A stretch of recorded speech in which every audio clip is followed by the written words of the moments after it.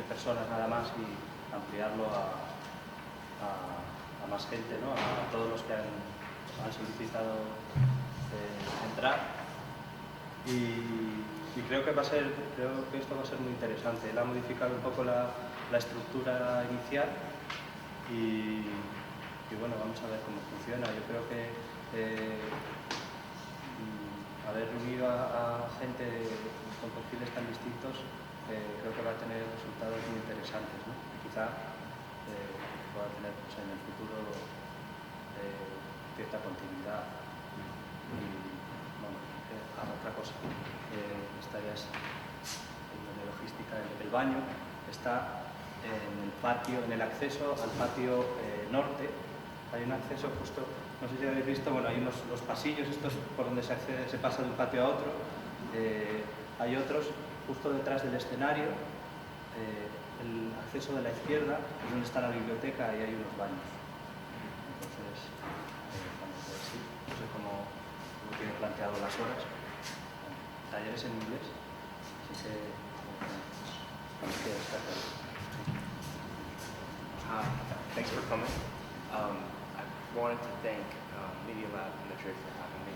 I want to thank Marcos, Gustavo, and Sonia and Karen and Monica for arranging it, and everybody else who's involved. It's really a pleasure to be here and to be talking about a subject which is really dear to my heart, which is animation and making things move, and how we can make things move in a compelling and lifelike manner, and why we should be interested in that topic. And it's really born out of a class that I taught at Parsons for the last couple of years, which I've called ALGO. It was called Algorithmic Animation. And it was really just a class where I was teaching the basic principles about animation through code, both as a way of understanding animation and as a way of understanding programming. And I think that as we work through this workshop, you'll see both of those things reflected. That algorithmic animation is, in one sense, a way to understand animation and to understand motion, and in another sense, a way to understand algorithms, that we can make these ideas and rules and principles evident. So I'm going to go over a little bit about kind of big, large picture stuff, and then we're going to jump in to the first day.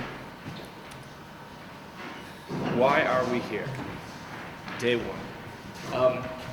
Why are we here? I think the fundamental issue is that we want to learn about animation. We want to learn about motion. We want to learn about how to make things move in an interesting and compelling way. I think some of you may be here because you're interested in programming, or you're quite skilled in programming and you want to learn more advanced topics. And I was really happy when Marcos told me about all of the number of people that signed up. I was happy to really open it up and to say that we were not just going to take advanced programmers, but we'll take anybody who's interested and wants to come. And I think this is really important. I think fundamentally because if I do a good job, I will convey at a really low level how these ideas work. And if you get how these ideas work, it doesn't even matter to me if you understand how the code works. I think the ideas are really the fundamental thing, the most important thing. If you are new to this, we're going to sort of jump in, and I'm going to kind of give a very brief overview of processing and talk a little bit about programming, but we're going to jump in at a sort of midway point. And if you're new to this, please keep in mind the following idea. And this idea, I think, is really important. And whenever I teach a class, I always talk about this idea. The idea that the information we're going to talk about is going to unfold over time. And so it might seem very compressed, but it's basically because I'm going to stuff a semester's worth of information into 3 days. So you're going to get the same course that I teach at Parsons, but over 3 days. So it's going to be very compressed. And just imagine that the ideas will unfold over time. And even if certain concepts don't make sense to you yet, or certain ideas of programming don't make sense, just be patient and kind of keep that principle in mind. Today we're going to talk about 3 topics: linear and nonlinear motion, sinusoidal motion, and mouse path, or path following. These are all fitting under the realm of explicit animation techniques, and I'll talk in a second about what I mean by that. First, some kind of big picture things, and I can never remember what to talk about, so I always use images. So the images remind me of what to talk about. The thing that I always tell students whenever I'm teaching a class, the first thing I tell students is that I officially adopt you, right? I adopt you, right? So, and I say this to all of my students, and that means that I adopt you, that I'm here to help you through the material that we're going to go through, but I'm also here to talk about the work that you're doing, if you have specific questions or problems that you're interested in. And students really take advantage of me, it sounds very bad. Students really take advantage of this offer, which is really important to me because that's how I get to know people. And it's also important that people really, I want to help you, okay? So I officially adopt you.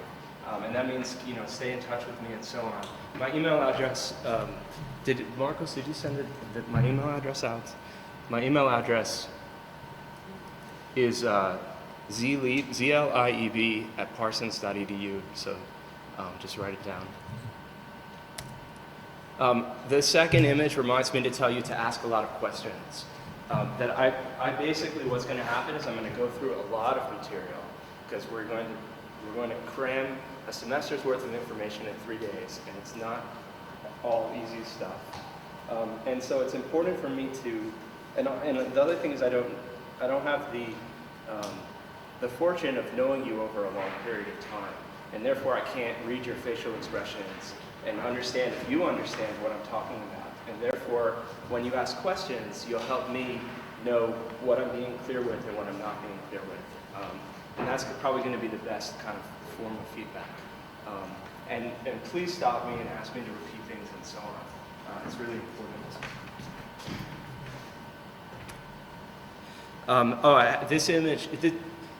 This image I just put up here because I just want to suggest the key interest, my interest, and I hope this is your interest, is the idea that things in the world move in very interesting ways, right? Things are moving in really different and complex ways. And that we can even think about this class, or parts of this class, as the idea of simulating the world, right? We'll be doing certain kinds of things where we'll actually be kind of running simulations. We'll be trying to understand how things work in the world.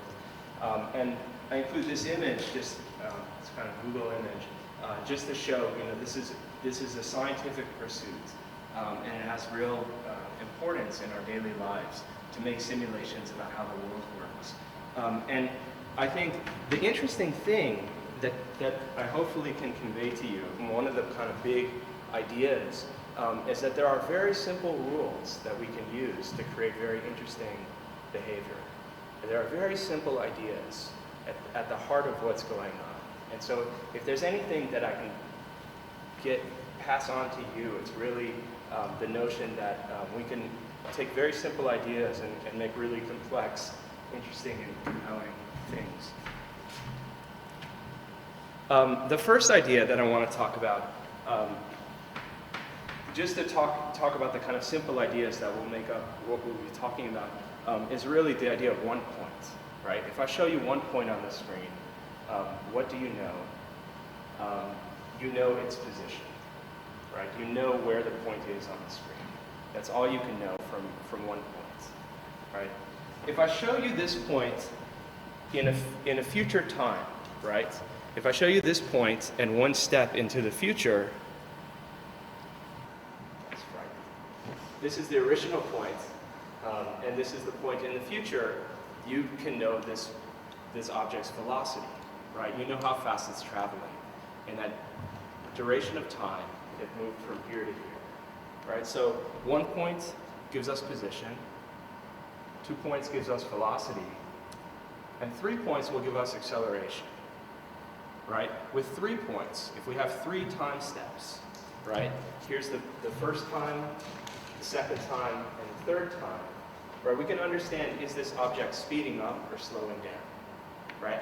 How much is the velocity changing? And so we're going to take this kind of, these simple ideas, and then that's going to be our starting point for talking about the code.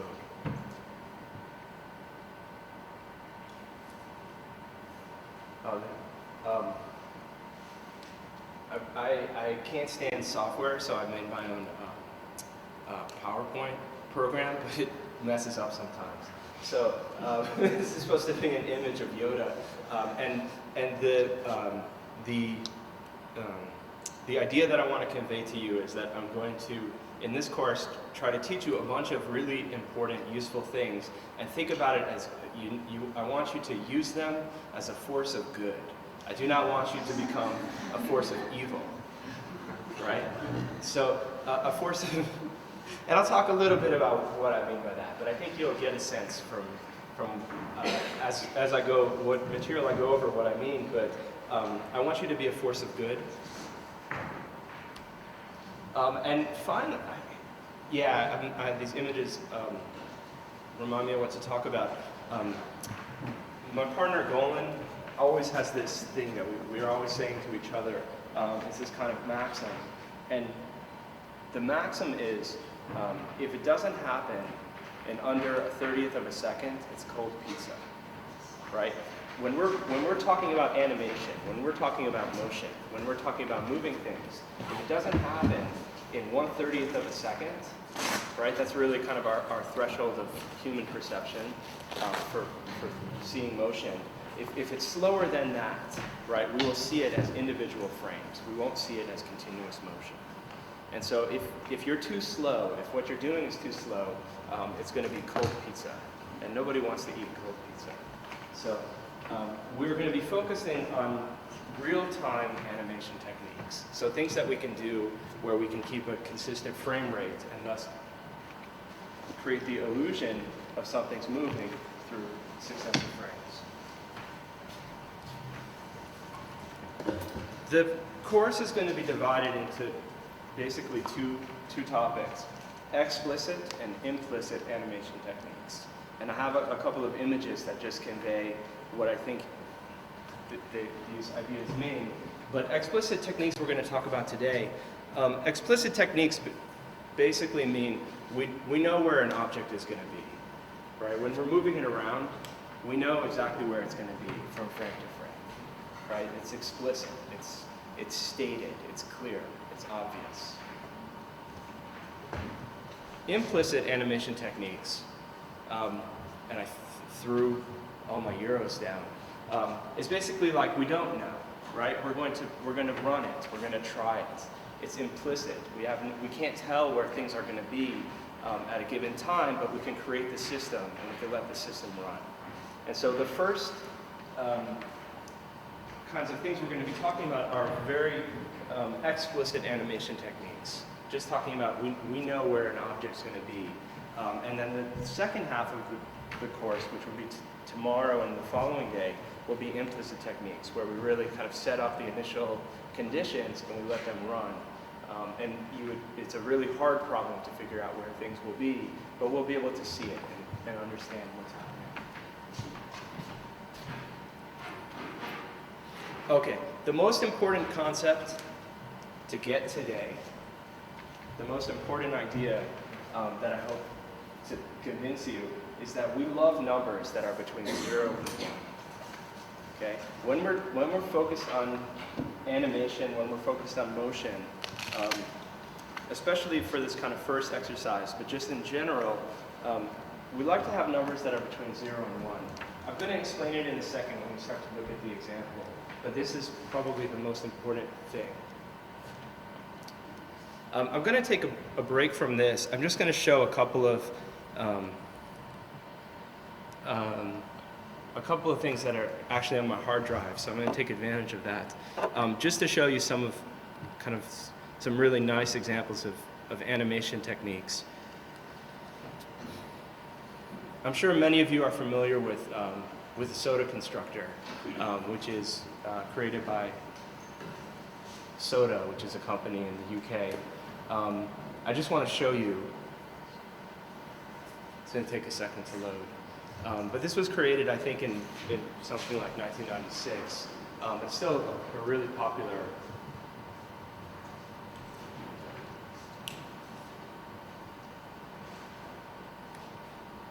Oh, it's not happy with my slideshow.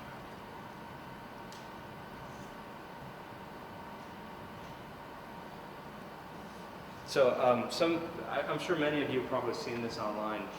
If you just Google soda play or soda.co.uk, it's a group. It's about 10 people in the UK. But the creator, one of the creators, Ed Burton, really stumbled on a core principle of animation, which is really that you can take these very simple rules and ideas and create really compelling, lifelike motion. So I just wanted to show you this. You can actually they have a tool called the Soda Constructor, and you can try this out yourself, and you can create your own creatures, and they just work on sort of spring-based system. And we'll talk about springs on the third day.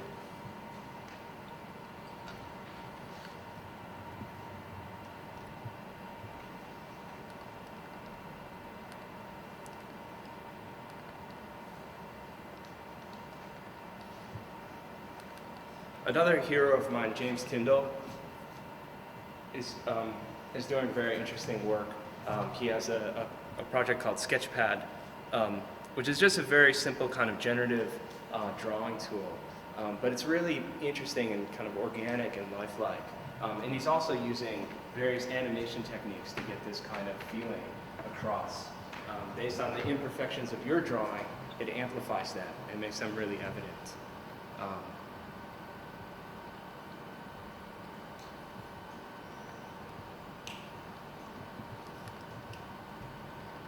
Also, another one of my heroes, Danny Brown, is doing very interesting generative work. So creating sort of organic forms using animation and algorithmic techniques.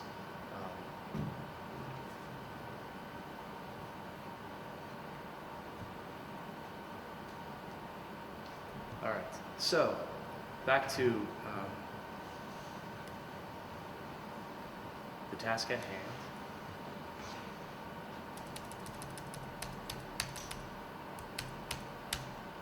Okay, we love numbers that are between 0 and 1. What we're going to do is we're going to focus on linear and nonlinear motion right now. That's going to be our first kind of principle that we're going to think about. And the top image is an image of how I would describe linear motion, which is that every step is an equal interval, right? As I'm moving from one point to another, that I'm taking equal steps, right? My velocity is not changing. I'm moving at a constant rate, right? And the truth is that most objects in the world don't move in a linear fashion. So if I took, for example, this bottle and rolled it across the floor, it would slow down because of the friction on the floor. So it would start fast and it would slow down over time. And so the steps from frame to frame would be smaller.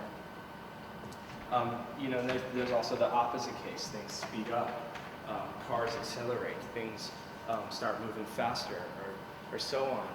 And so what we're going to do is we're going to look at linear and nonlinear motion.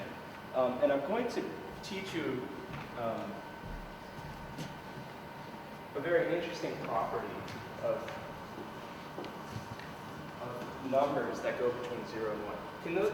Can you see the board? No. No. Okay, so that's...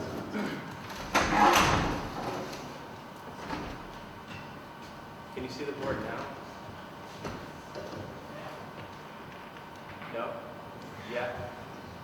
Okay, I'll make the drawing really big.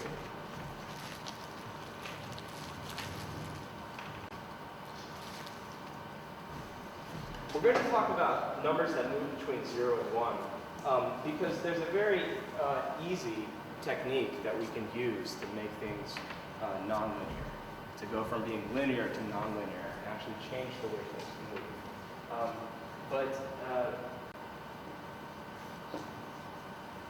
How's that? Can you see that? Yeah? Okay. So you can imagine this is a linear function, right? We go from point A to point B in a linear manner. And it's very important that this is in the range of 0 to 1.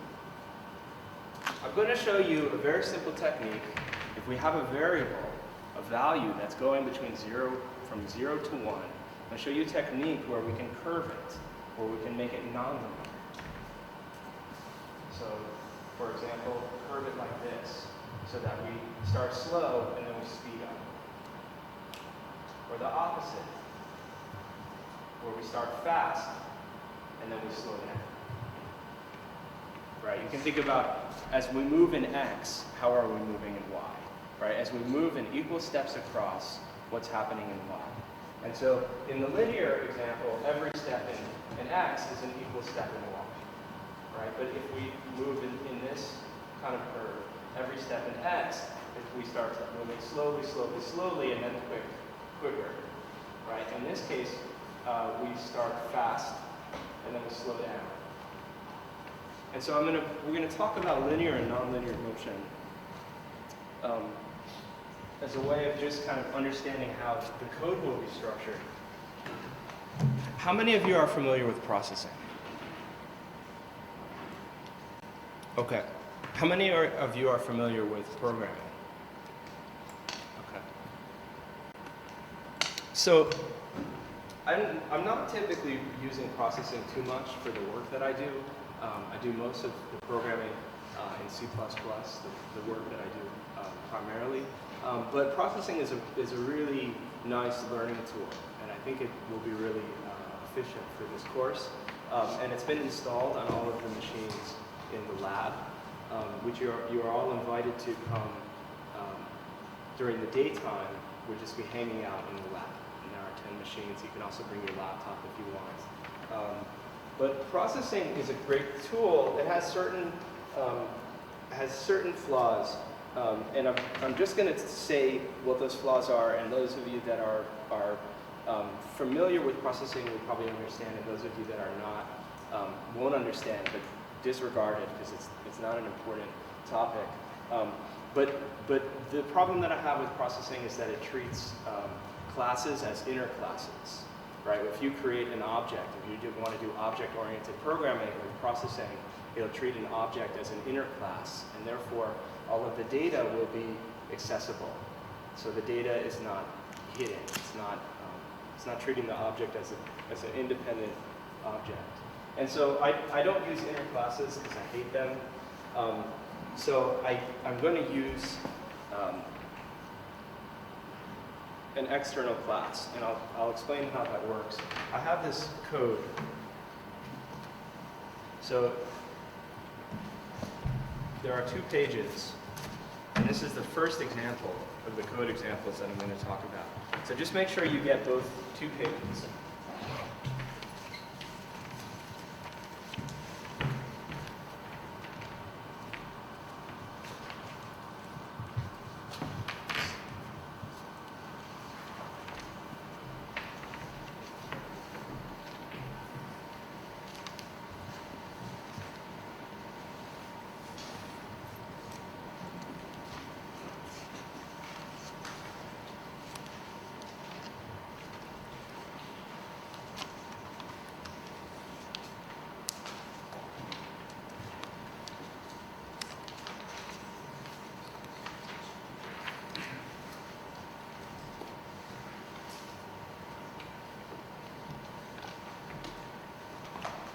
So just to help, how many of you have never programmed before using a computer?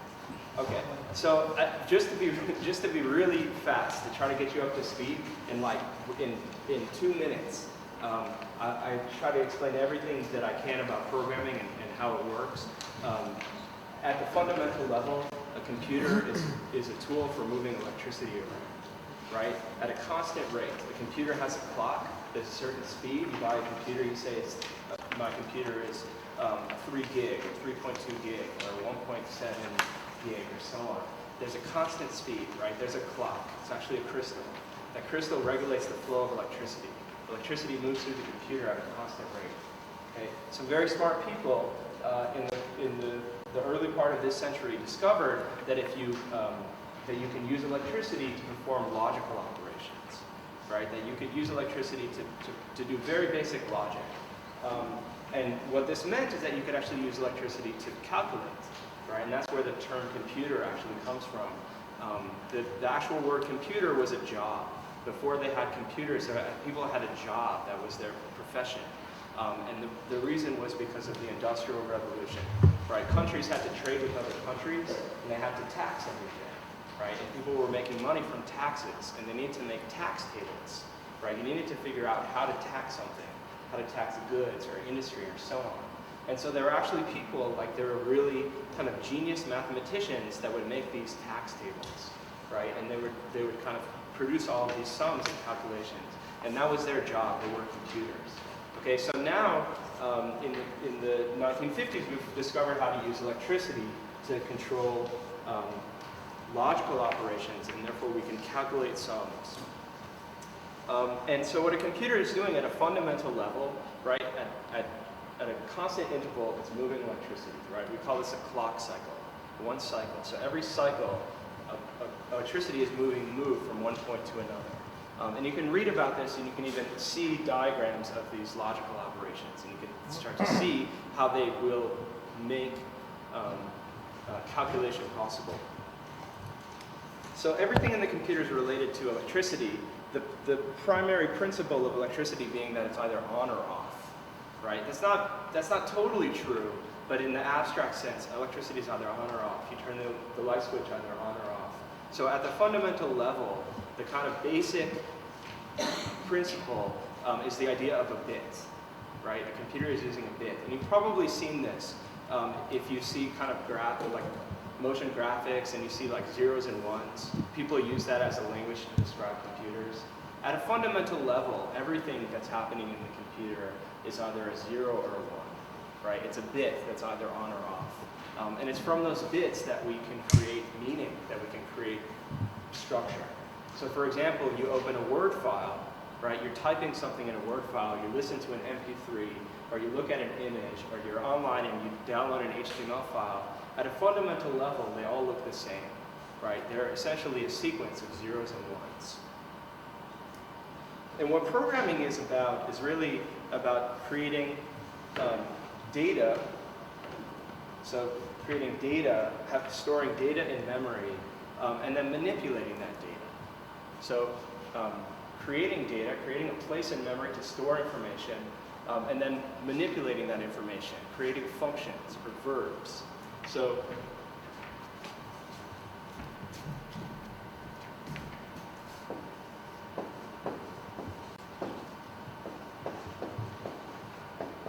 does everybody know what these words mean? What are these words in Spanish?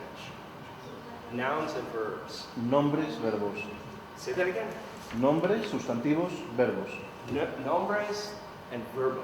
Verbos? Verbos. Verbos. Nombres and verbos. Right? That's what's happening when you're programming. That's what software is. That's what coding is. Right? Nouns are the things which are stored in memory. Right? This is actual data. And verbs are the functions, the operations on those things. And so we can do various things, right? We can have a number stored in memory. We can have another number stored in memory. And then we can add them together and put them into a new place in memory. Right? We can have a counter. We can have an operation where we understand if one number is bigger than another number. But at a fundamental level, what we're going to be doing is making nouns and verbs. And these nouns come in, say that again, nombre? Nombres. Nombres come in fixed sizes, and we can also create our own nombres. They come in fixed sizes. So typical in processing, but in most languages, is that you have a variety of different sizes. One size may be an integer. Another size may be a float. Another size may be a Boolean. These are fixed sizes, and what they mean is they take up a specific amount of space in memory. These nouns, these data, take up a specific amount of memory. And so, for example, an integer number takes 32 bits, right? On a modern 32-bit system, an integer number takes 32 bits. That's how much memory we need to store that number. So, how many of you ever put RAM in a computer? Memory? How many of you ever put memory in a computer? Okay. How many of you have looked inside of your computer? Okay. All right. How many of you know what a piece of memory looks like? Okay. It's basically a chip. Yeah. I encourage you to look inside your computer. It's not scary. Just take a look, okay? It's usually a chip. It looks something like this. For laptops, it tends to be a little bit smaller. But at a very low level, right, a stick of memory is basically just, it's a grid of buckets. And the buckets are either full or empty, right? And when you turn off those buckets all pour out, right? The electricity has to be on for your RAM, for your memory, to keep that information afloat. These are basically buckets, right? Sequential buckets. And the buckets need electricity to keep the water in them. So if there's no electricity, the water just flows out, right? There's some memory, like I have a flash drive, that memory stays after there's no electricity. Or you have a hard drive, right? You write information to your hard drive, the information stays. It's reported onto magnetic material. But in RAM, which is very fast for the computer to access, that information, it needs electricity to stay afloat. It's basically just a grid of buckets. The buckets are either full or empty. And we have nouns that take up a certain amount of space. So an int, for example, is 32 bits. A floating point number is also 32 bits. A Boolean is 8 bits. Tonight, if you check the website, which I mentioned, and I'll show you again the website, I'm going to provide a link to some tutorials where you can get some very basic information about this. But at a fundamental level, we're going to be making verbs to deal with the nouns.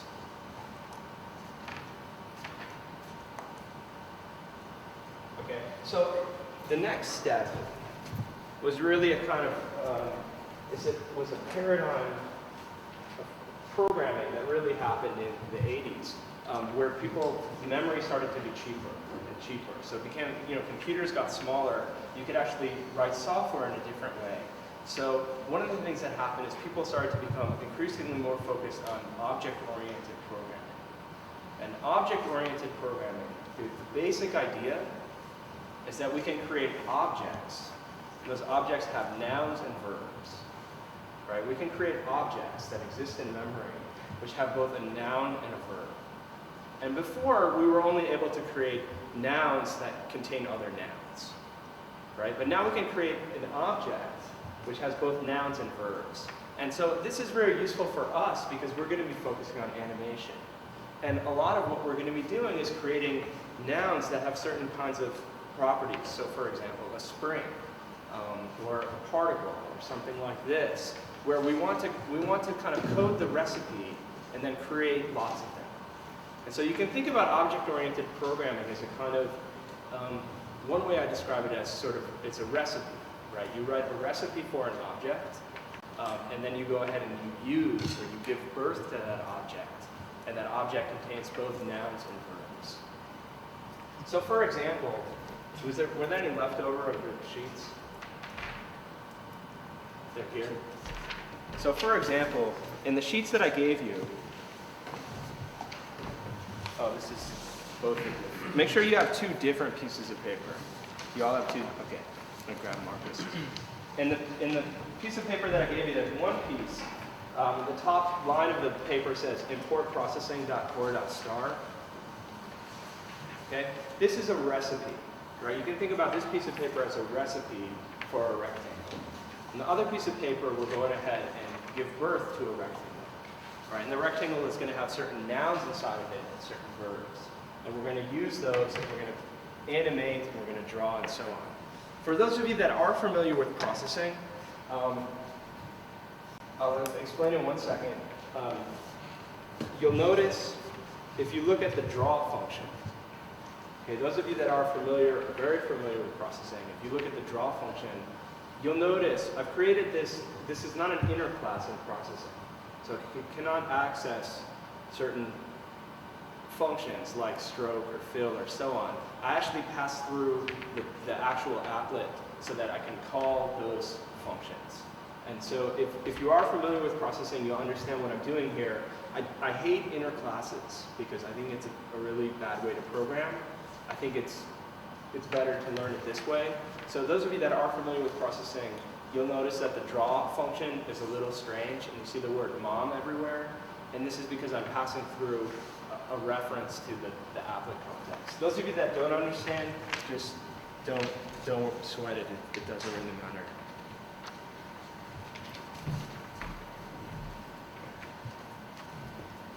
So I'm going to go over this recipe.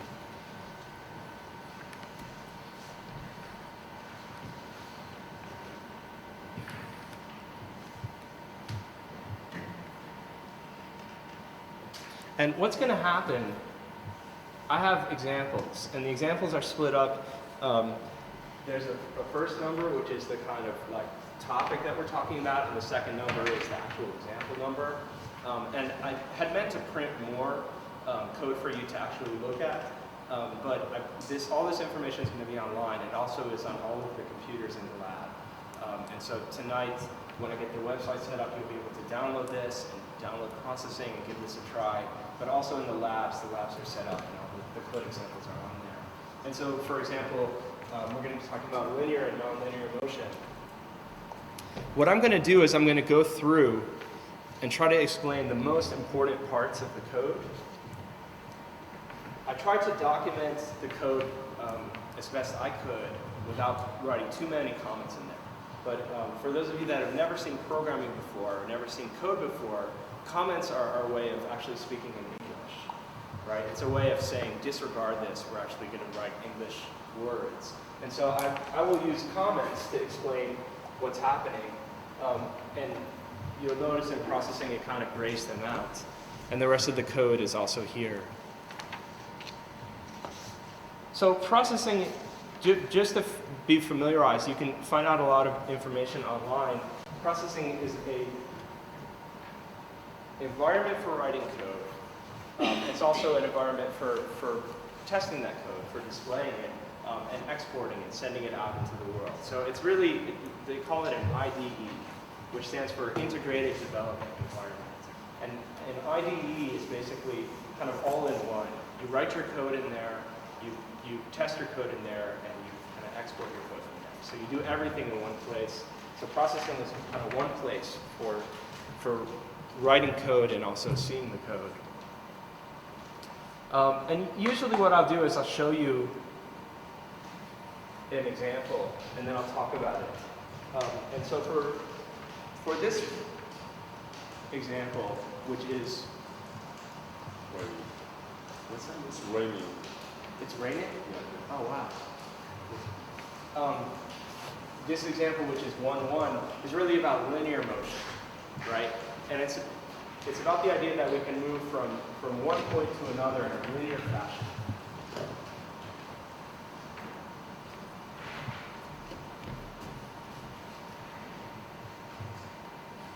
And so the key to this example, and the key to the examples I'm going to show you now, are really based on the idea that we love numbers which go between 0 and 1, right? And that's a percentage. So you probably remember this from math when you were really young. You had to do percentages and you had to do fractions and figure out, 1 divided by 3 was 0.33, 3333, continuing, or 2 divided by 4 is 0.5, or 1 divided by 9 is 0.18 something. We're going to use percentages, and we're going to use percentages as a way of moving from one point to another. And so the nice thing about having a number between 0 and 1 is it makes it easy to get from one place to another. So for example, if I said we need a number between, so say we have a variable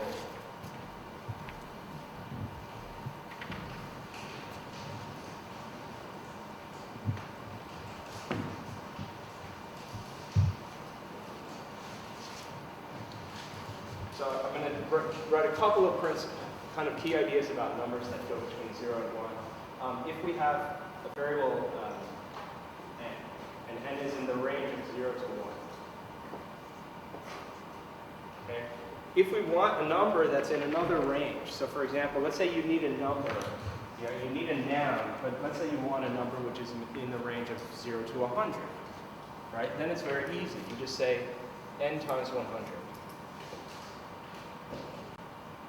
Right? So 0 times 100 is 0. 1 times 100 is 100. 0.5 times 100 is 50. Right? We have one variable n which goes between 0 and 1. When we multiply it by anything, we'll go between 0 and that thing. Right? It's a way. It's an easy way to scale values. Okay? If I said to you, let's have a number that's between the range of 20 and 60.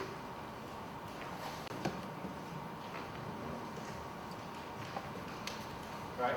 Well, the first way to kind of solve this problem is to say, what is the actual range?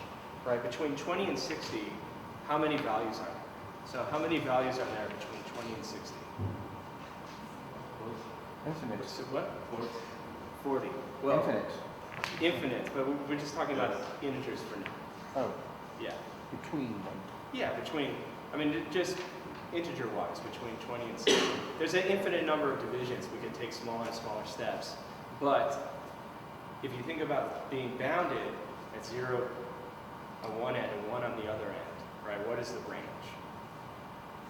So you said 40? Okay, so our range is 40. So n times 40 will give us a number between 0 and 40. And so then what do we do to it to have a number between 20 and 60? Add 20. Add 20.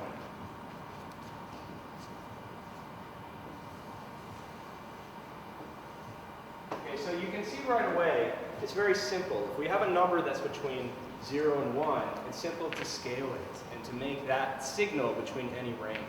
And you'll see in some of the later examples that I show you, we'll actually have information with different types of coordinate systems. So we may get mouse information. So your monitor is 1024 by 768. So you're getting information about the mouse that's in the range of 0 to 1024 for X and 0 to 768 for Y, right? And then we may need to put that to another range. And so we'll be converting those numbers into percentages. The other nice principle about numbers between 0 and 1 is that it's easy for us to interpolate between two values. So for example, in the first code that I show you, I write down this general formula. Okay? If you have 2 points, point A and point B, right, and you want to figure out how to move between point A and point B, right, you can use a number that goes between 0 and 1 to get from one point to another, right, to interpolate between one value and another.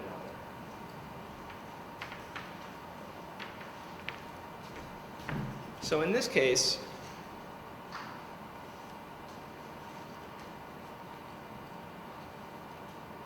I actually wrote it wrong.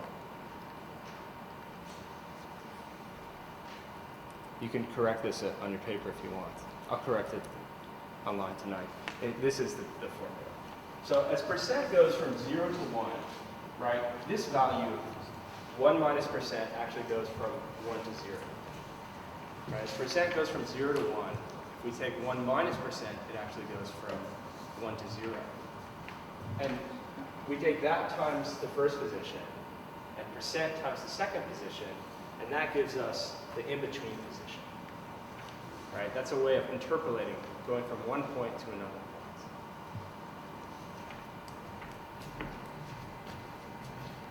And so you'll notice the first thing that if you ever want to kind of understand what an object is doing, you can look at the functions inside of the object. And so there are various functions. This is the data inside of the object. These are the nouns that I was telling you about. This is the constructor. This is the way we give birth to this object. This only gets called once in the life of the object. It's like you're only born once, right? So these objects are only born once, unless you're born again. And then we're going to pass in, when we idle, we're going to pass in a percentage, and that percentage is going to say, given those points, point A and point B, right, and this percentage, calculate where you should be between them. So for example, in my constructor, I pass in the width and height of the object, and I also pass in the x and y position of point A and the x and y position of point B. So we have to interpolate between these 2 points.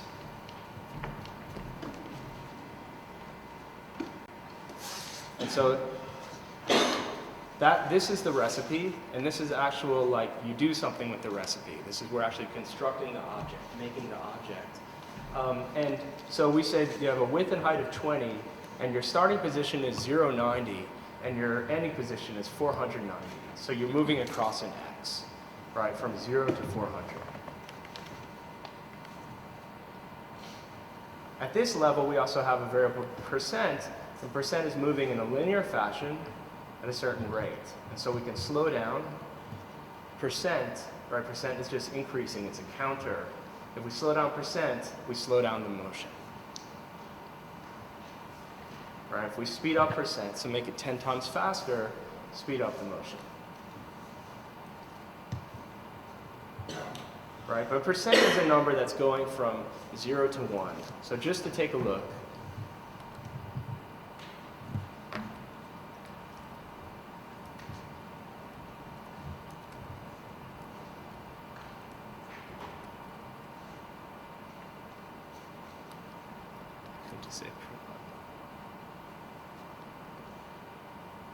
you can see this is percent, right? You can track it here or here, right? It's a number that's going between 0 and 1. We're able to use that to interpolate, right? To get from point A to point B. Okay? This is boring because it's moving in a linear fashion. Okay, so let's do something about it. Okay, so and this is the case. I'll show you a little bit of the code.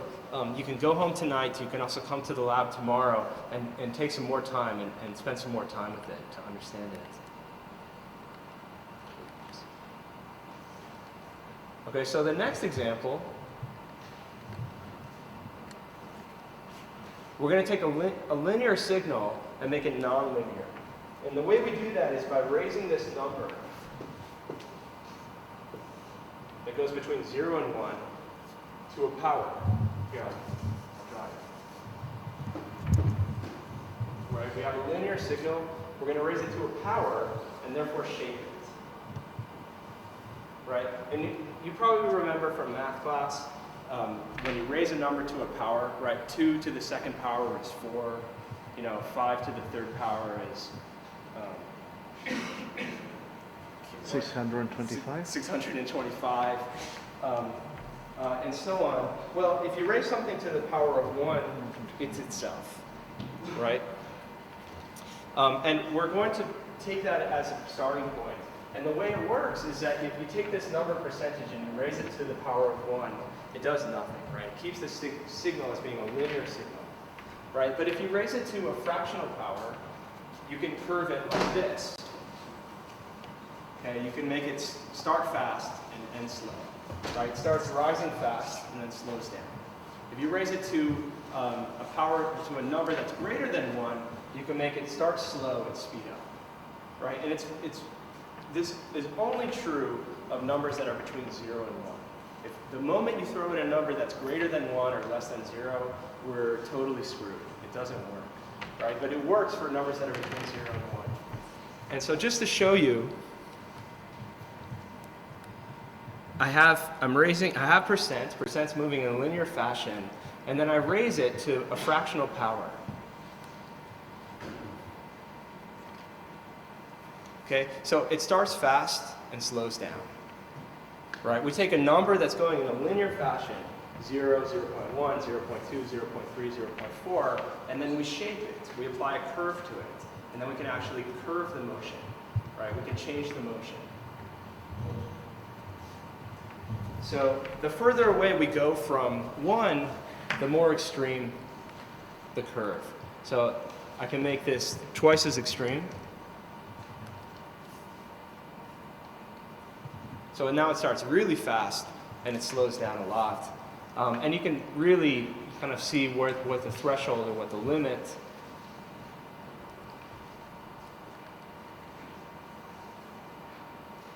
Right, now it's taking huge jumps and then it slows down. Right, but it's taking always the same amount of time, it's just moving in a different manner. Alternatively, we can raise it to a power that's greater than 1. So starts slow and speeds up, right? That's this curve, right? Starts slow, it's rising slowly, and then it speeds up. If we raise this number even higher, we can make it more extreme.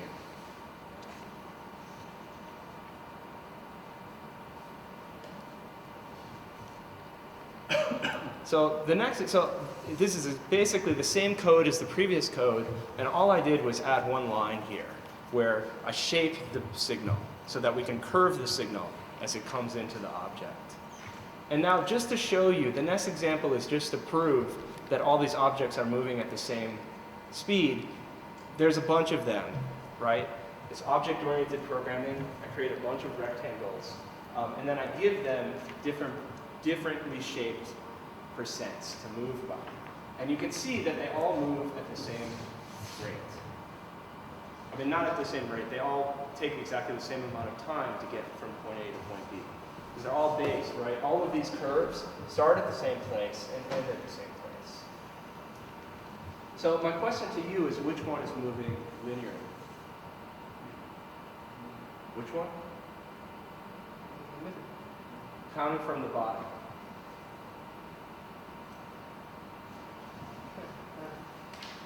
What? None of them are moving linearly? Maybe the 6th from the bottom?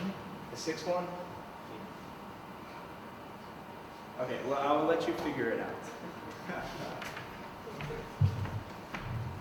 Okay, so if we shape things very close to 1, we'll get things which are slightly linear, right? They're close to linear, right? They appear linear. They appear to be moving at a constant rate, but they might be a little bit slow and speed up a little bit, or start a little bit fast and slow down.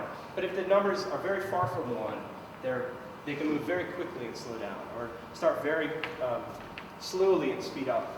So it becomes a useful tool for us. And I can't tell you, just knowing about this, right? Just knowing about numbers that go between 0 and 1, and taking a power of them, it's been incredibly useful, and I use it all the time when I have to shape incoming signals, right? When I have some kind of value that's coming in and I have to shape it in order to get it to work in a certain way, I'm often using a POW to control it, raising it to a power. I'm going to show you a couple other examples from this kind of first idea, and then we'll take a short break, and then we will look at this kind of second idea.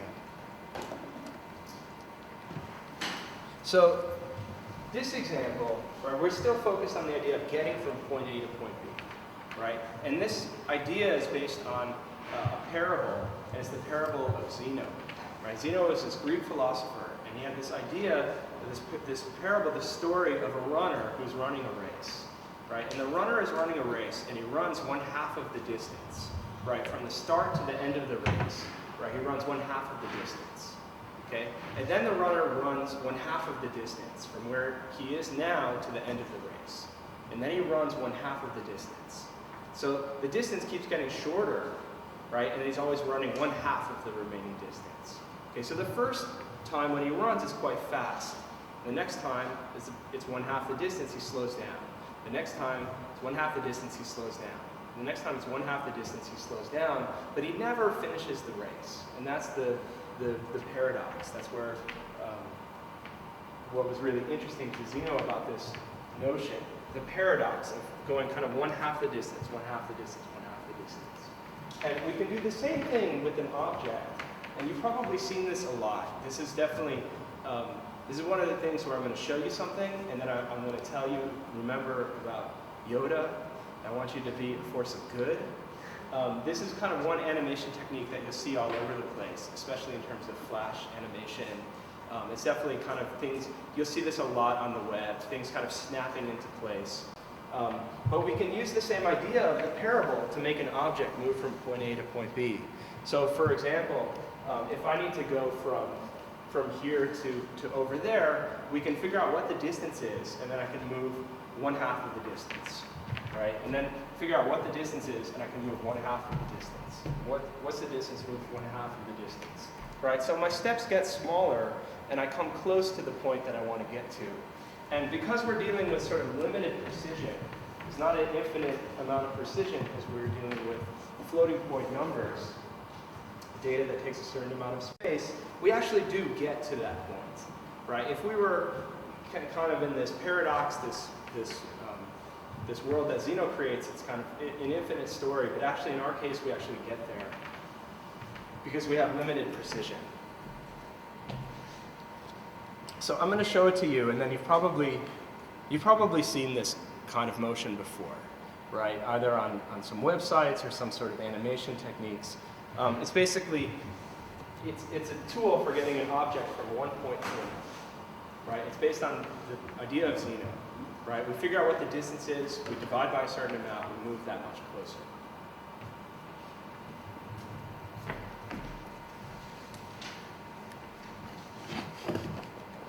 Okay, so this code will be online, you can read about it and so on, but we can control the speed, and right now there's a certain speed.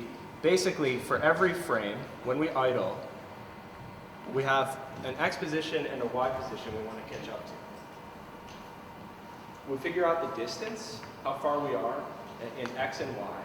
We divide by a certain amount, and we take that much of a step closer. Right? The difference in X is where we want to be minus our X position. The difference in Y is where we want to be minus our Y position. And then we move this much closer. So X plus equals, add to this variable, add to this noun, the distance divided by a certain amount. And if we change this amount, this speed variable, we can control how fast or how slow we get to that point. So for example, if you take the same paradox of Zeno running a race, but I say instead of running 1/2 of the distance, I'm going to run 1/7 of the distance. Right? So I'm going to take this much of a step forward. And then I take the distance and I figure out what 1/7 is, and I run this much forward, right? And then this much forward. I'm still going to slow down, but it may take me more steps. So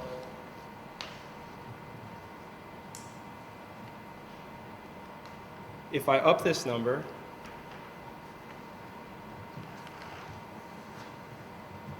right, we're still going to catch up, but it's a much slower process.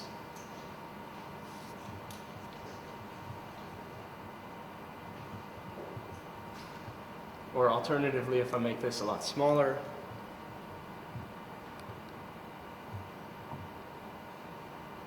right, I'm taking larger steps. I get to the point I want to be at quicker.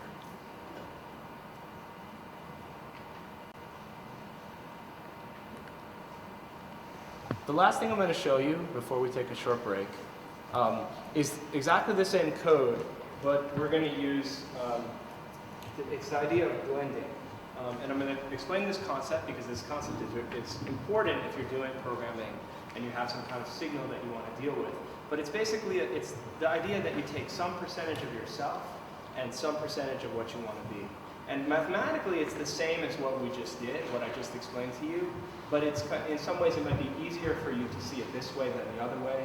Basically, they're the same ideas conveyed in different mathematical terms. But let's say I want to be where I am. I'm where I am, and I want to be over there. I may take 95% of where I am now and 5% of where I want to be.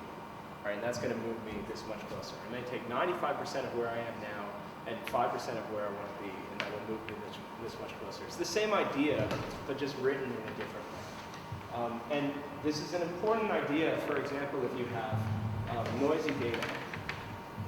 So how many of you have done stuff with electronics? Have any of you worked with electronics? Okay, some kinds of problems, sometimes you have problems with electronics because you may be using some sort of sensor and it gives you a noisy signal. This happens to my students a lot. They like to use different kind of sensors or devices for communicating with the computer. Sometimes it can be very noisy, right? You get a signal coming in, it's quite noisy. You can actually use this idea of blending to sort of smooth the data as it's coming in. So you can take this noisy signal and say, okay, I'm starting here, and I'm going to take, you know, maybe 90% of me and 10% of the incoming signal, right? And then on the next frame, I'm going to take 90% of me and 10% of the incoming signal. And what you'll wind up doing is you'll wind up smoothing the data, right? It's the same idea. Take some percentage of yourself and some percentage of where you want to be as a means of going from one place to another, right? If you take a higher percentage of yourself, you're going to move much slower. If I take 80% of where I am now and 20% of where I want to be, it's going to be a much bigger step. I'll move quicker.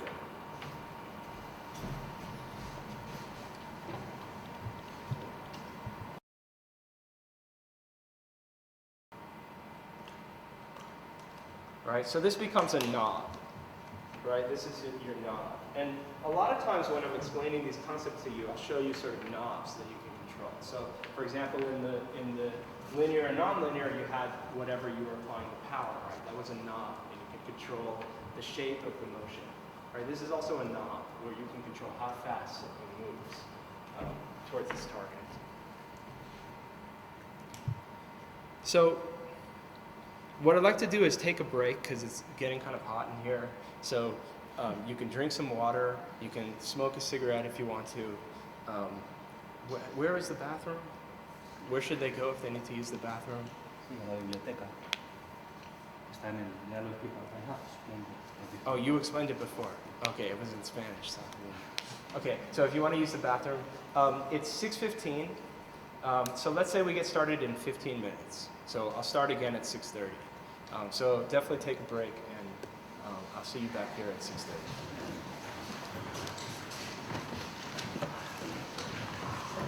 To double, you have to be very explicit to go from one type of data type to another.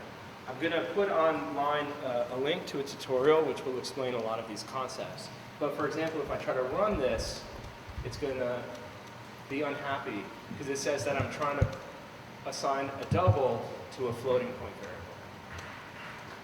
So you'll see me using f's. I do everything with floating point variables. There doesn't seem to be any reason or any practical reason right now for me to use doubles. I think that if you're a scientist, you may need that precision. You may need to have, you know, a bunch of decimal places, but floating point numbers are fine. And I'll do most of the work, and most of the code examples and everything you see will involve a lot of floating point numbers, because that's just, it's quite a fine way to move things around. The second question asked by, tell me your name? Henry. Henry. Oh, that's easy. Henry. Henry asked me a second question, which is, what was the idle function, right? When I said this object had an idle function. And the truth of it is it's kind of the same in a lot of cases, that you have these certain kinds of things that objects do or that the main application does. One is there's a function called setup, right? It just sets everything up. It gets called once, right? Idle is a function which happens where you kind of do the processing. So for example, if we're running a simulation, right? If we have a spring system, we may idle. We may let that simulation run for a frame of time, and then in the draw function we actually draw it. And I like to really separate non-drawing things from drawing things. Okay, so if I have an object which is moving around on screen and things are happening inside of the object, I keep all the non-drawing in one function and all the drawing in another function. And it just helps me think better.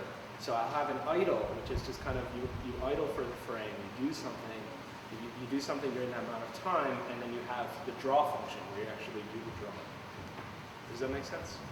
Okay. Any other questions? No? Okay, so how many of you enjoyed math when you were young? How many of you enjoyed math? Okay. No, you can admit it. So I kind of did. I have this issue whenever I'm teaching. I teach at Parsons, right? It's an art school. So you got all these kids coming in and they're like, oh, we're going to be artists. Fuck that. I just want to make stuff, you know? And they can't believe it. I'm trying to teach them how to do interesting things, and they can't believe that they have to learn math. And so part of my job is not like a teacher. It's actually like I'm trying to stretch their brains, right? I have to grab their brain and stretch it a little bit to convince them that it's not that bad, right? So you probably had some terrible teacher, you know, or some kind of stereotypical experience, but it's actually not that bad, and it can be quite fun if we can see what we're doing, right? If we're playing with numbers and we can actually see what happens from them, we can actually, you know, come to understand what's happening a lot better. So I'm going to, for all of you people that loved math when you were young, this will be very familiar to you, and those of you that hated it, how many people hated it? Nobody? Okay. So people don't love it, but they don't hate it. We're going to talk about sine and cosine, right? This is a sinusoidal motion. And I have a diagram, but basically I can probably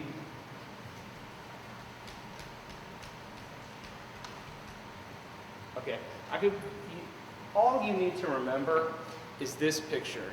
You could write it down. I'll draw it on the board here. Basically, you just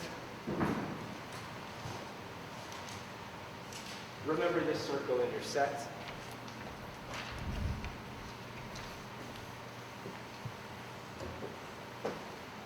Okay. Now, I'm going to make it.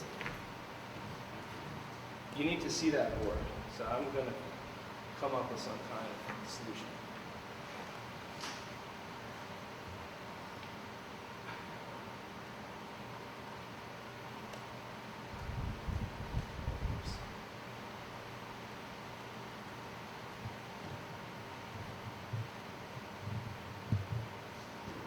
Oh, okay. Hold on. Oh, whoops.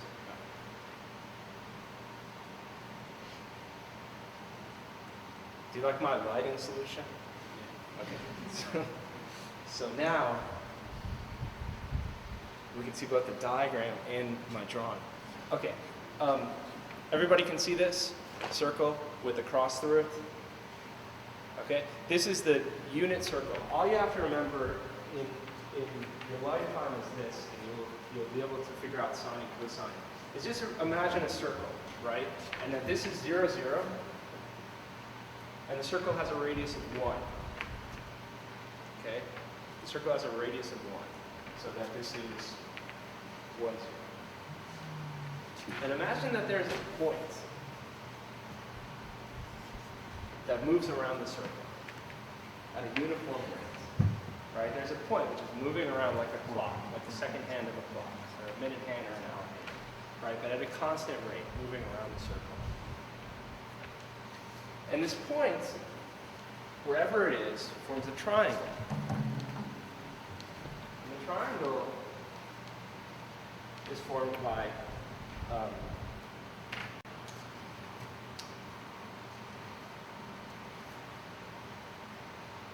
forms two triangles.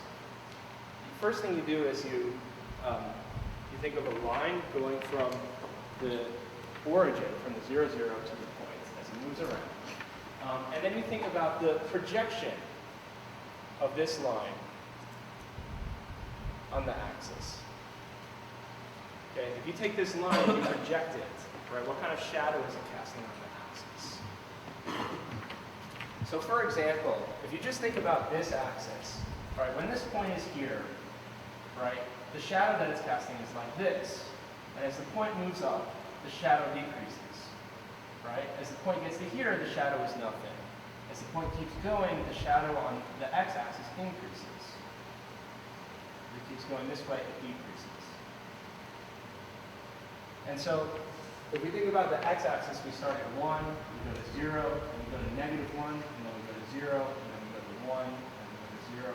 Right? You remember this from math class. whether or not you loved it or hated it or liked it or so on. And we wind up with a diagram which is cosine. Or it's actually sine. So we start at 1. By the time we get around pi over 2, we go to 0. Here we're at -1, and then back up to 0, and then back to 1. Right, it's cyclic, it's repeating. Right? Cosine is the projection along this axis. So we start at 0.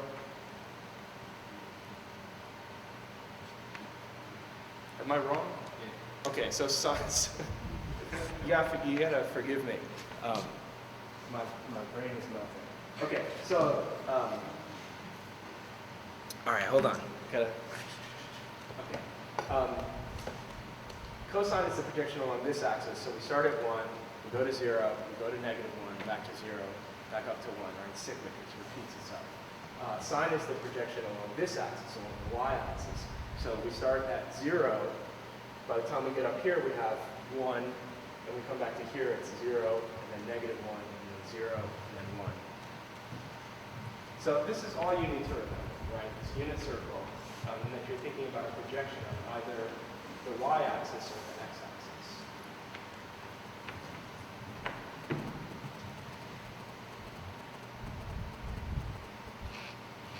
So the interesting thing about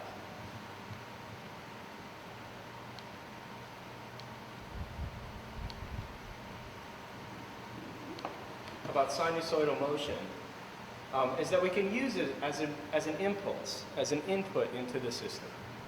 Okay, so in this case, we're making the object move back and forth, right? It's the same code as the first code that I showed you, where we used a percentage to move an object in a linear fashion. But now we're using a sinusoidal input to make the object move back and forth. But you can see that the quality of motion is different, right? You can perceive the quality of motion. It's based on this kind of idea of a circular path, right? If you think about it, it has this kind of feeling of moving around in a circle because it's based on a sine signal. And so all that's happening, all we're doing, is we have a variable called phase. And phase is the input into the system. And you think about phase as the amount we've moved around the circle, right? This is 0, this is pi over 2, this is pi, this is 3 pi over 2 pi, etc. Phase is the input. It's how much we're rotating around. So if phase increases slowly, we move slowly around the circle, like an hour hand. If phase is moving quickly, we move like a minute hand or a second hand, faster around the circle.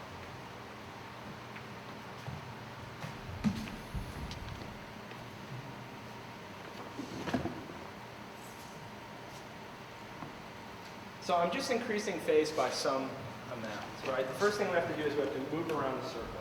So we have a variable which is just a counter, right? It starts at 0, and then it's 0.01, then 0.02, then 0.03, then 0.04, right? It's increasing at a constant rate, right? That's the speed at which we move around the circle. If we take the sine of that, we're going to get a number which goes between -1 and 1. Right, so remember that sine starts at 0, and then goes to 1, and then goes to 0, and then to -1, and then to 0. Right, it's constant, it's cyclic. So the sine of the phase signal gives us a number between -1 and 1. But remember the lesson that I taught you in the first half of the class, where I said we love numbers that go between 0 and 1. Right, sine is a number that goes between -1. But we want a number that goes between 0 and 1. And this is how we convert. Right? Sine is going between -1 and 1. If we take 1/2 of it, it's going between -0.5 and 0.5. And then if we shift it up by 0.5, it's now going between 0 and 1. Right? Does everybody understand that? We take it, it's a signal that's going between +1 and -1. Right, we multiply it by 0.5. Okay, so we take 1/2 of it. So now it's going between positive 0.5 and negative 0.5, and then we shift it up by 0.5. So now it's going between 0 and 1. Okay, so it's the kind of number that we like, and then we can just plug into our object, the object that we created that moves between point A and point B based on a percent. So remember the first example that I showed you.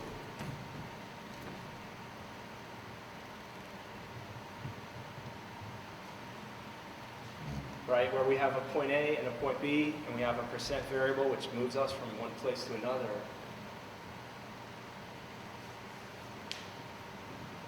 This is exactly the same, and a lot of my code examples will be like this, with only just kind of a slight tweak, basically exactly the same code. The only thing is changed is this, where percent, instead of being a variable which is just moving in a linear fashion, is now based on a sinusoidal input, right? And so you can see a quality of motion that occurs, right? And this is very, once you start to pay attention to it, you'll become very aware of things that are moving sinusoidally.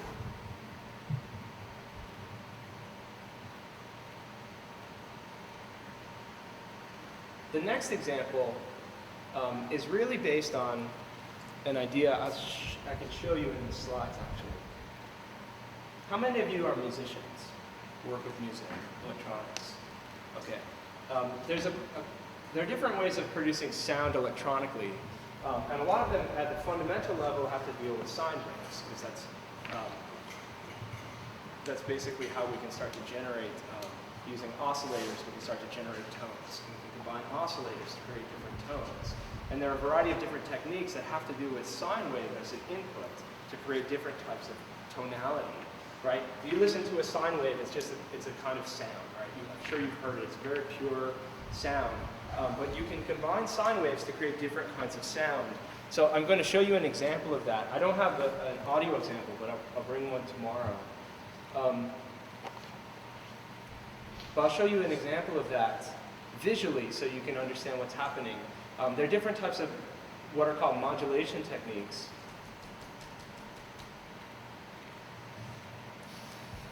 And one of them is called amplitude modulation. And usually when you do modulation, you're talking about a kind of carrier signal and that you're modulating it in a certain way.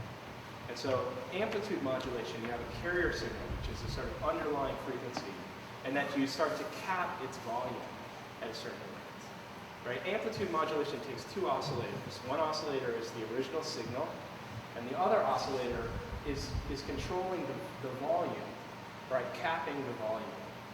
Okay, this is how an amplitude modulation works, and it's how a lot of electrical signals actually get sent through the radio waves. So amplitude modulation is useful for sound because you can take basically two oscillators, which are, if you listen to them themselves, they sound very bright, but they may sound kind of boring, right? They don't produce a very rich sound. It's a very, like a sine wave, it's very much a flat sound. Doesn't have a lot of depth to it. It's kind of one frequency. But if you take two of them and combine them in this way, you create various harmonics and very interesting kind of sub-frequencies. And if you start to alter the relationships between the carrier signal and the modulator signal, you can create very interesting sounds. And so a lot of the early synthesizers used AM. Yamaha, I think, was a big proponent of AM synthesis. Well, we can actually do amplitude modulation with our sinusoidal motion. So the same way I showed you that graphic, right, where you had a carrier frequency, and then you modulated that carrier frequency with another frequency, right? So you may have a signal that looks like this, and you may have a modulator that looks like this, and you wind up with a signal that, right, it's kind of, it's enveloped, right? There's some sort of envelope to the signal that happens. And so the same thing is happening here. We have an underlying frequency that's moving the object back and forth, and then we have an envelope that's happening at a certain time. And we can create interesting kinds of motion In the same way we can create interesting kinds of sound, we can create interesting types of motion by taking these two signals and modulating it in this way. Basically, it's the same code as before. I've just added a half phase, right? That's our underlying signal. This is how fast we move back and forth. And all I've added is something called AM phase, which is the amplitude modulation phase, right? What is the rate at which we're doing this, right? If you think about it, you're listening to music on a stereo, and you take the volume knob and you do this repeatedly, right? So you're creating some sort of modulation on volume. You're doing the same thing. You're turning the volume on and off.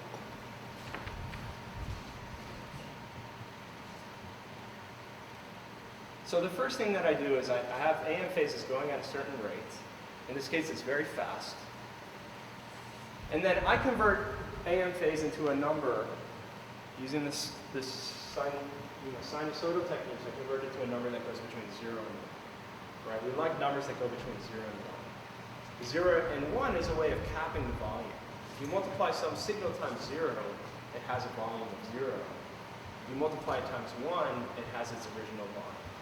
Right? So 0 to 1, another useful feature is that we can use it to kind of control the signal. Right? So 0.5 is half volume, 1 is full volume, 0 is off. And in this line is where I actually do that. I have the phase, this is my underlying signal. This returns a number between -1 and 1. And then I actually multiply that by my volume control. Right? So if that number is -1, but we have a volume of 0, then we actually have an output of 0. Right? If we have a volume of 0.5 and we have my modulator is at 1, we have a volume of 0.5. So this is our way of kind of controlling the volume. And you'll see interesting things that emerge. And I invite you only to kind of just to try it. But for example, if you have a fast-moving carrier signal and a slow-moving right, so the carrier signal is what's driving it back and forth, right? It wants to go back and forth at a certain rate, right? I'll show you what that looks like. So if I just say 1 here. Okay, this is the rate it wants to go back and forth at. Right, this is the carrier signal. Sinusoidally, it's moving back and forth. If we cap the volume at a slow rate, right, it's like this. Right, it's moving back and forth, and then it comes down. And it comes back out, and then it comes down. Right, so you can see the same sorts of things you saw on the graph, you can also see here. Very interesting types of behavior emerge if these numbers are very close together.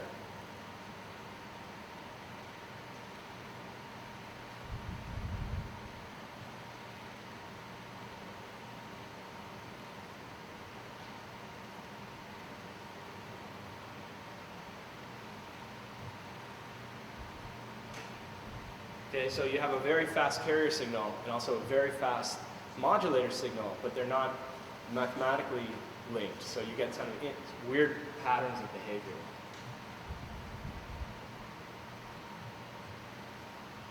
And it's one of those things which I really just encourage you to try it and just play around and see what you come up with.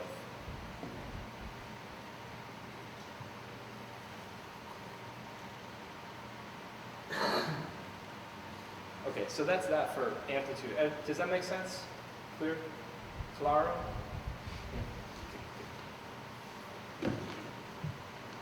Okay, next one.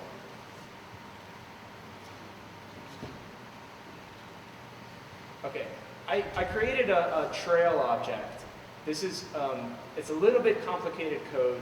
I will explain it a little later on. I created a trail object so that we could see when an object's moving around, we want to see its motion. Right? We're going to start to move these objects sinusoidally in a kind of interesting manner. I just want to draw a trail, like a little comment at the end, so we can see how it's moving. So I added a class here. I'll talk about it in a second. But the class is basically saying, you know, keep a record and draw where you've been, so you see a path of motion. So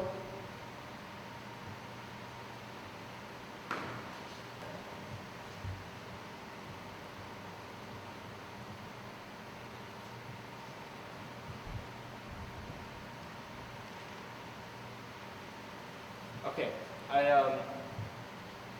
I messed up because the example I want to show is not in here, so I'm going to code it right now. Basically, we can use the sine and cosine to make objects move in a circular manner, right? If we want to make an object move in a circular path, we can use sine and cosine.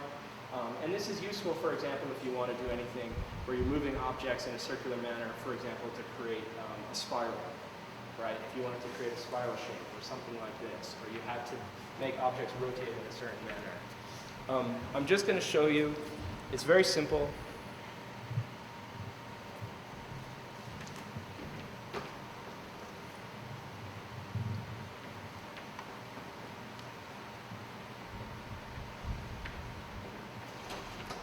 It's a very simple formula. If you have a circle, okay, circle has a certain number of pieces of information we need to know in order to make an object move around. Right, it has an origin. So we need to know the origin. That's the x origin and the y origin. Right, the x position of the origin and the y position of the origin. Another thing the circle has is a radius. Right, we need to know how big it is.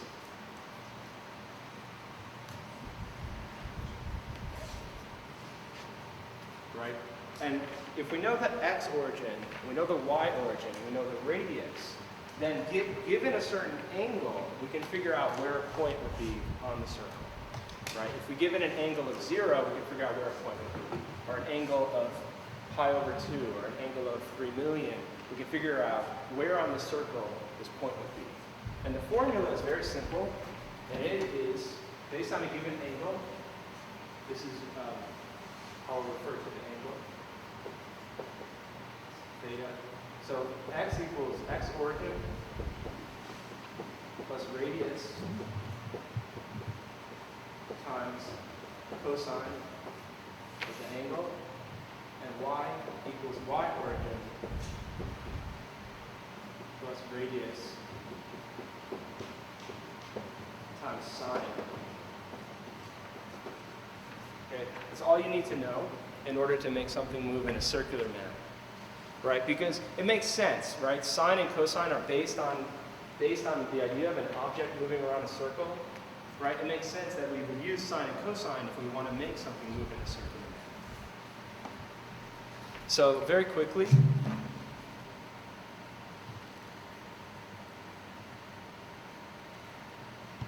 I will add it here. I'm going to say float phase. This is the speed at which we move around the circle.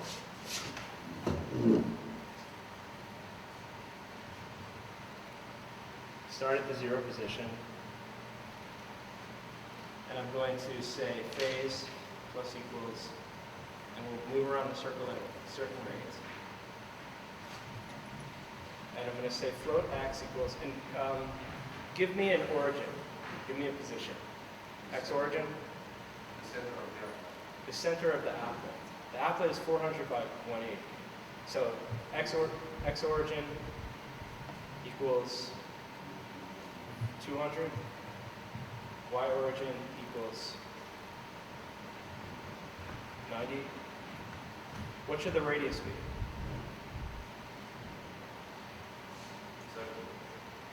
30?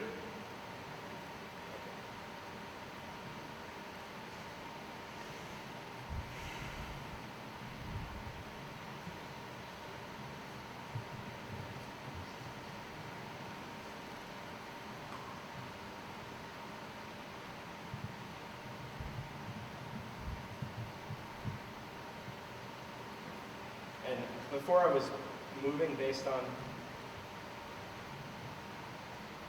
the mouse, but I'm going to...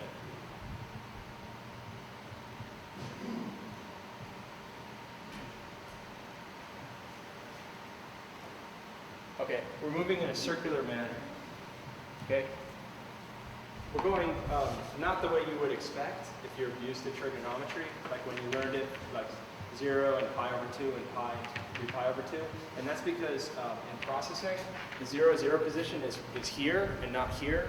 So everything's sort of upside down or counterintuitive to what you expect. So we move counterclockwise because y is reversed, because the 0, 0 is actually the upper left corner. But we're moving in a circular manner, right? And if we change the phase, we can change how fast we move.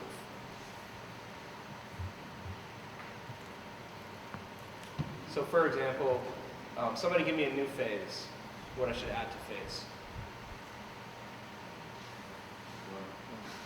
1? Okay. But keep them, that's a big step. Okay, so it just takes 6 steps to go, right, 2 pi is 6.2 something, 6.28. So it just takes 6 steps to go around the circle. So if we move the steps of 1, we take huge steps. We go around the circle really quickly. Okay, somebody give me a new phase.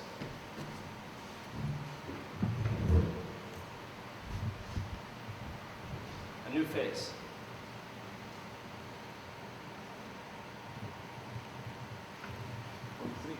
What? 0.3. 0.3.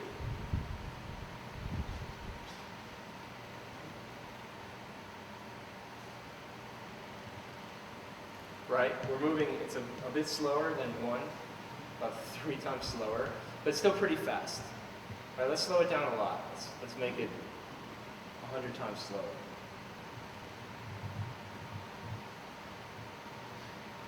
Right? So we can move in a circular manner, we can control how that circle moves.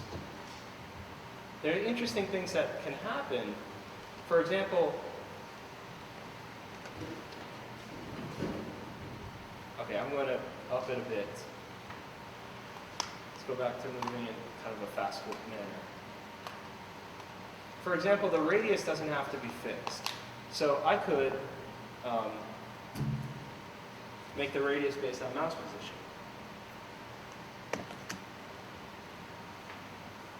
So when the mouse X is low, I have a small radius. And when I move the mouse over, I have a large radius.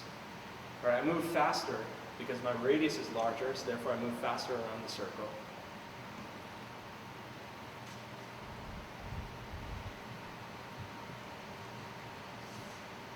But this would be useful, for example, if you wanted to make a spiral.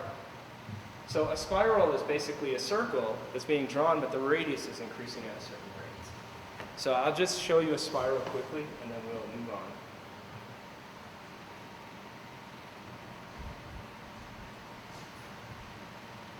So I'm going to create a variable for radius, float radius.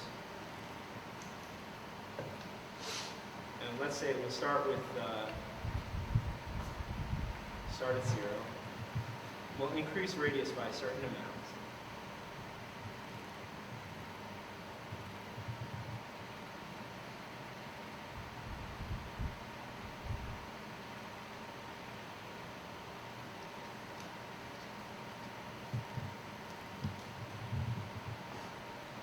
Okay, but I have to make a longer trail so you can see it. So I'm going to,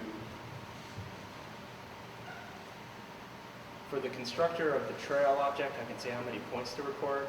So I'm going to record 800 points.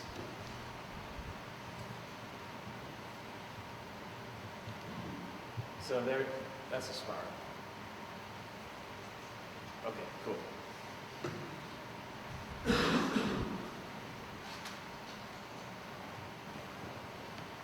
Now, interesting things can happen if you have different signals coming to X and Y. It's what's called the Lissajous. I'm just going to show you an image of it, if I have one.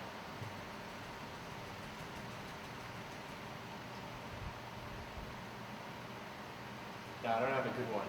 I'll bring one in tomorrow. It's basically the way people were looking at signals before on oscilloscope, right? If you had two signals and want to compare them to each other, you could do what's called a Lissajous.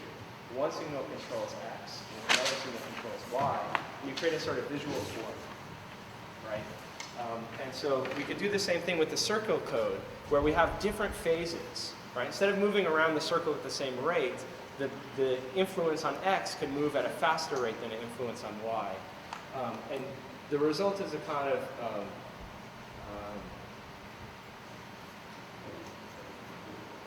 create some kind of interesting organic forms.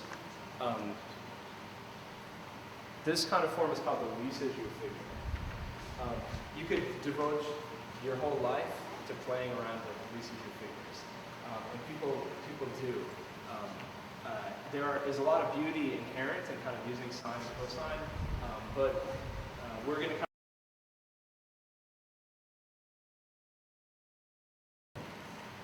and so it's the same code as the circle code, but instead of having one phase, right, which moves the point around the circle, I have a phase for x and a phase for y.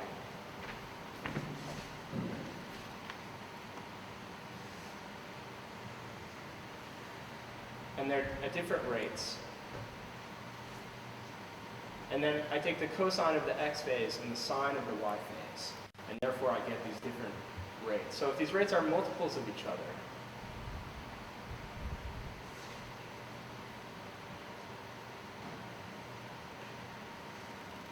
you wind up with sort of geometric patterns, right? If one rate is 2 times the other rate, you wind up with the geometric pattern, or 3 times the rate, right? Because this makes sense, right? We're going in y 2 times as fast as we're going in x, right? X is going back and forth at a certain rate, but y is going at double that rate, and that's why we draw this kind of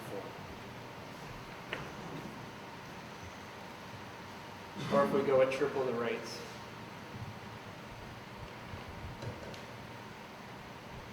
Right, we get these kinds of forms. And so Lieberman is really a kind of a strategy for looking at one signal versus another signal.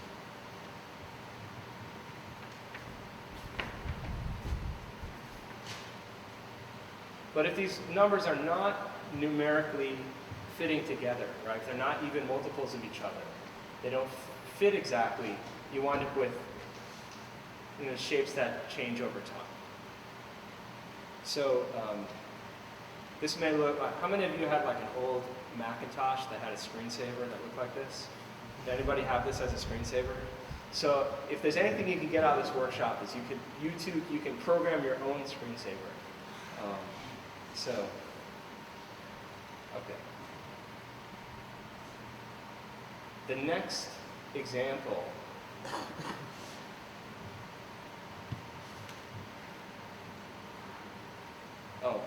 these are out of order.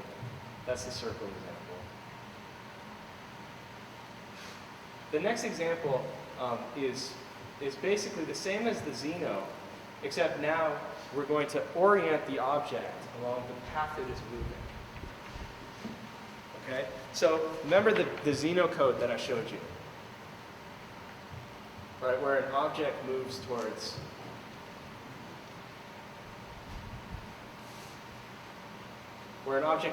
a target at a given rate. Okay? One thing that's very stiff in an example like this is that it's just a square, right? The square is just moving around, right? It's very flat. It's always oriented in the same way. Well, one easy technique that we can apply right away using sinusoidal techniques is we actually make the object point in the direction it's facing. We make the object look towards where it's moving. And this is really a kind of strategy for making things look lifelike.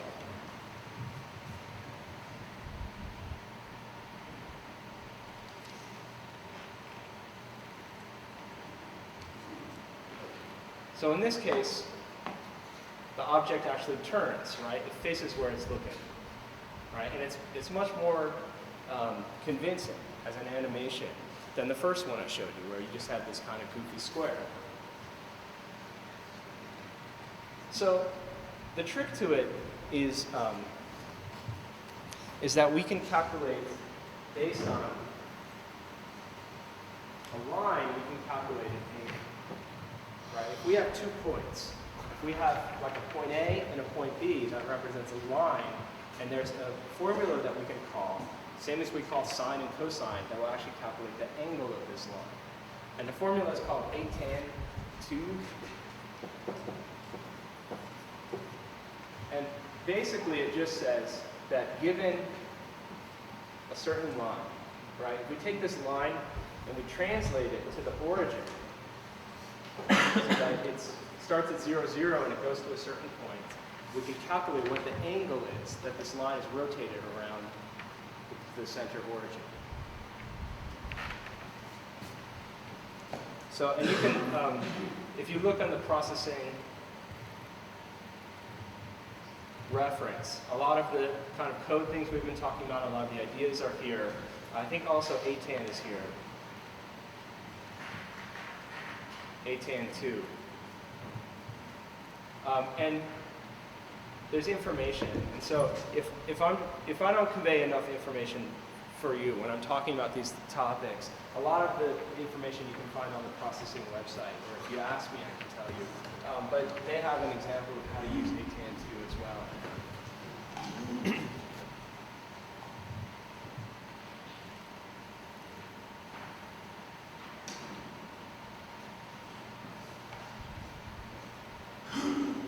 The only thing that's different in terms of the Xeno code is that it's the same code as before, but in order to get this line, in order to figure out where I'm rotating towards, I need to know how I've moved, right? And it's the same problem that I told you before, right? Where I show you 1 point, you know position.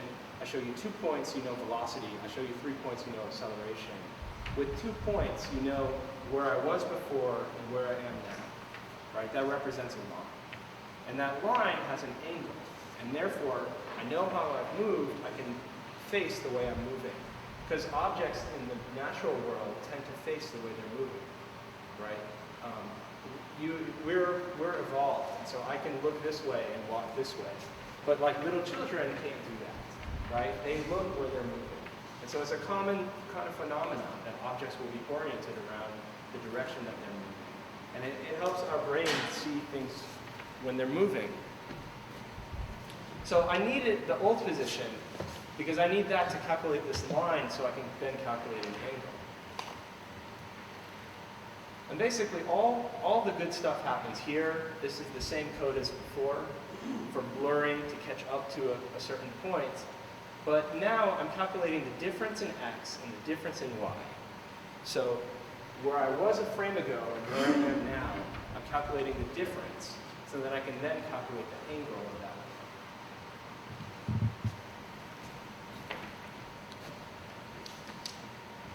Finally, I perform a series of translations and transformations in order to actually rotate around the center of the object. I'm not going to talk about it right now. I can spend some time tomorrow talking about processing in terms of how it handles transformations. But essentially, just the quick picture is, in order to rotate an object around its center point, I have to translate so that the origin is the center point, and then rotate, and then draw the object, and then translate that. And anytime you do a transformation, think about it, just think about transformations that you have a piece of graph paper, right? It's like this paper with lines on it that forms a grid. Okay, you can move this graph paper around, right? You can translate the graph paper so that the 0, 0 point is in a new place. You can also rotate the graph paper. Okay, and then you can record where this graph paper was. So when you say, for example, push matrix is taking a snapshot. When you perform a transformation, you're in a new place, and then when you pop, you're back to the old place. I'm not going to talk about this too much. There is a lot of information about this online, but essentially, in order to rotate that object around its center point, I make the origin the center point. I rotate. I draw the object now from 0, 0 instead of x and y, and then I pop back to the original place. So basically, I'm kind of playing with the graph paper in order to rotate the object.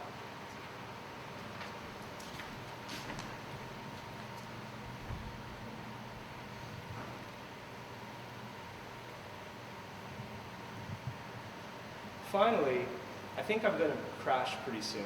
So I'm just going to show you these last two examples, and you can take some time and look at them. I'm not going to go over too much over the code, but they're basically based on the idea of keyframe animation. We would draw a path. We'd have the object move along the path.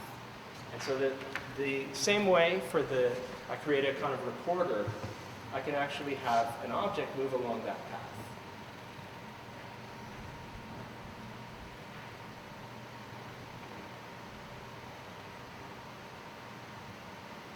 Right, we can record information from the mouse.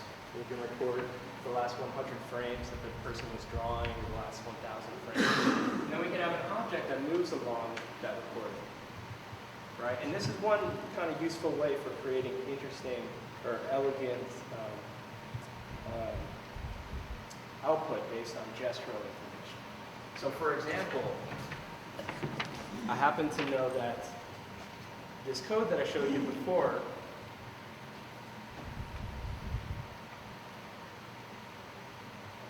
where you get this beautiful organic pen, right? This thing that James Tyndall made. The way it actually comes from is that you made a drawing and he's walking along the drawing, and the object that's walking along the drawing has some springs attached to it. And those springs are kind of shaking. So if you make a tight move, the springs kind of fling out, and that's where you get these really nice curls. And so he's using basically the same technique of recording that data and then walking along it and then sort of amplifying the discontinuities.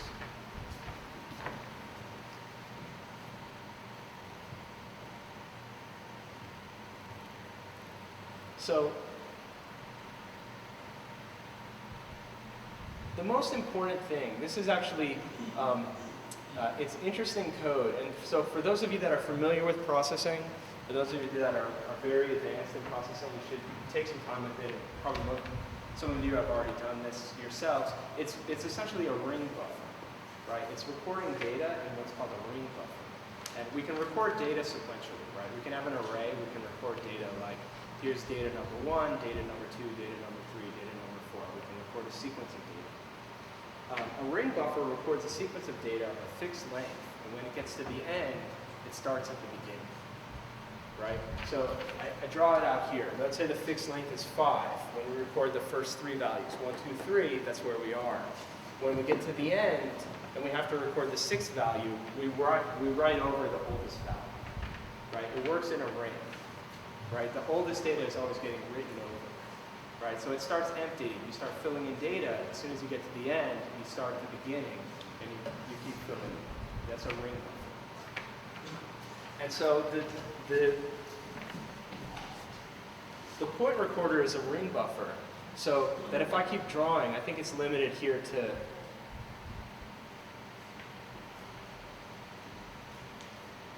you see what's happening? Every time, as I'm drawing, I'm recording over old data. Right? I'm recording new data, and old data is getting erased. So, in order to make that work, this is a kind of data problem. I'm not going to talk so much about what's happening, but the code is not very long. You can take a look at it. I create a ring buffer so that we can move through the ring buffer in a certain manner, and when we need to record over old data. So keep moving across the ring buffer in a certain manner. If you take a look at it, it's actually very useful, but we're not going to talk about it so much. The last thing I want to show, and then it's it for today, is the same code, but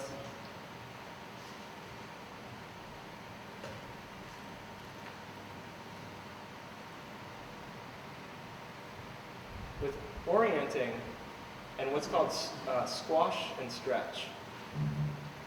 And it looks a little bit jagged here because the data that's coming in can be quite jagged when you're recording mouse information. But squash and stretch is a common animation technique, right? First of all, we talked about orienting, right? It makes sense to orient an object along the direction that it's traveling. But it also makes sense when an object is moving fast that oftentimes we perceive it as being longer. When an object is moving slower, we perceive it as being shorter. So that we can actually stretch an object. And so you'll see this if you ever look at kind of old cartoon animation like Warner Brothers or Bugs Bunny or something, and you slow it down, it's a common technique that animators are doing. If they draw a ball moving in space, right, moving across the screen, it'll actually become an oval when it's moving fast, and it'll become a ball again. right? And that's called squash stretch. And that gives your eye a clue that this object is changing, that the velocity is changing. And so here I've implemented squash stretch. The problem with the mouse recorder is actually that oftentimes you wind up with data which is so close together. So the mouse information is being recorded at pixel intervals.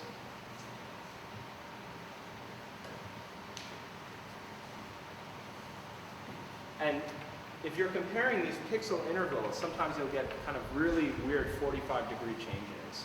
Or you'll get pixels that are so close together are actually the same pixel from point to point that you wind up with like no velocity and then sudden velocity and then no velocity and then sudden velocity. And just to show you, so you know what I'm talking about, these really small things can have a big influence if you're using them. Let's go to orientation. In this case, right, it's orienting, right? It's fine, it's fine, it's fine. But if I go near the center, it's kind of messed up, right? Because there's a line, right? It's moving really slowly, right? It's the Xeno problem, right? It's getting closer and closer and closer. It's this very small line. So it doesn't take very much motion for me to really mess up its orientation, right? If it's fixed around the orientation, then you see it messes up because it's such small detail, right? It has trouble. So that's the same kind of problem you're seeing here.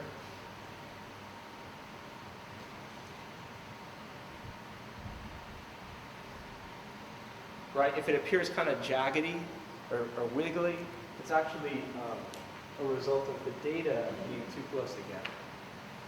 Right? Getting these kind of very small, incongruent locations. So you get sometimes a rotation this way or a rotation this way. So the object is actually kind of flitting. So there are several things we can do about it. We can actually blur the data. We can remove points if they're too close or fall within too close a threshold.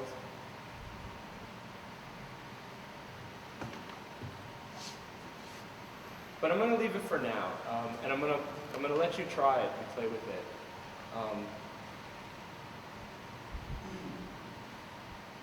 Tomorrow I may come in with a blurring routine.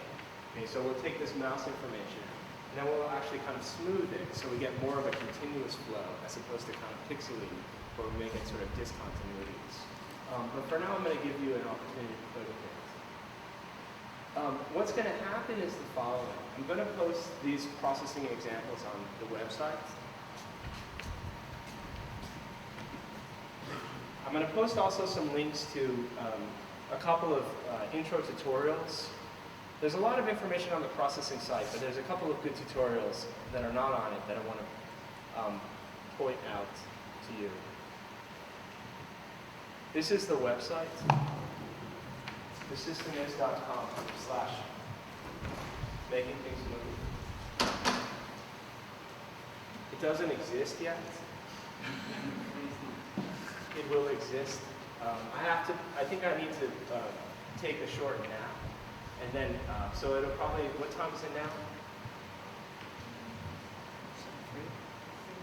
7:30. Okay, I need to take a siesta. And then I think it will be on by about 10 p.m. tonight.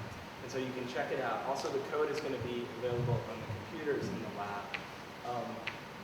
Write down my email address as well.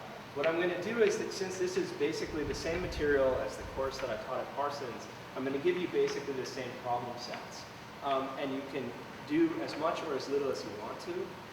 But it's a good idea if you want to play with the code.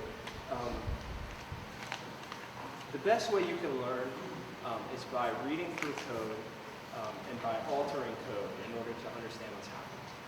Right? The best way you can learn how to program is by actually reading through code, trying to figure out what's happening, and playing around with it. And I've showed you several knobs. And at the least you can do, in order to understand what's going on, is to try to play with these knobs, try to understand the relationships. If you feel ambitious, I'm going to give you problem sets that you can try that will help kind of expand your vocabulary. If you are new to processing or new to programming, then all of this may be a bit over your head. it may be worth just downloading processing and playing with processing. And there are a lot of very simple examples on the website and simple examples in the program. And it may be worth kind of playing around with it and just trying it and just learning about variables and functions and so on, so that you get a clue as to what's happening. Tomorrow, basically the idea is that the lab, did you explain where the lab is? Some of I explained it. Okay. The lab, which is in at the Media Lab Madrid, which is all the way down the center here, on the second floor, will be open from about 10 a.m. on. And so I will just kind of be hanging out in there. And so stop by if you want to, if you have questions, if there's something you don't understand, or you try to do the homework and you have some sort of problem, or you have some sort of success and you want to show me something interesting, definitely stop by, or send an email. Do as much or as little as you want to, but it's probably a good idea to get familiar with processing, download the code, and to play with it. And so just to point out, we're using the latest version of processing. So older versions of processing sometimes had incompatibilities. So we're using the latest release, which you can find on the processing.org website. I'll include the URL on this website. And just to be clear, I don't know what it's like. How many of you have a Macintosh?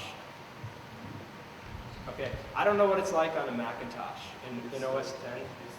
It's the same, yeah. I don't know where it puts your sketchbook. But in Spanish keyboard, the left curly doesn't appear. Doesn't work. No. Can you write code then, or no? Huh?